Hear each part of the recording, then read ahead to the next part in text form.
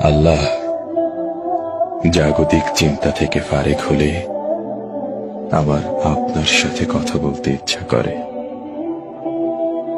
অথচ কোলাহল পেলেই আমি আপনাকে ভুলে যাই। বিপদ পেরিয়ে গেলেই হয়ে উঠি উদ্ধত। নিজের হাসরের দিকে তাকালে দেখি গুনাহের ভারে নুয়ে আছে আমার মিজান। পুলসিরাত পার হব, নেই তেমন কোনো জান। আল্লাহ, গুনাহ করলেও আমি আপনাকে ভালোবাসি। পাপী হৃদয়েও অনুভব করি শুদ্ধতার অনুতাপ। আপনার সাথে আমার কথা বলতে ইচ্ছে করে।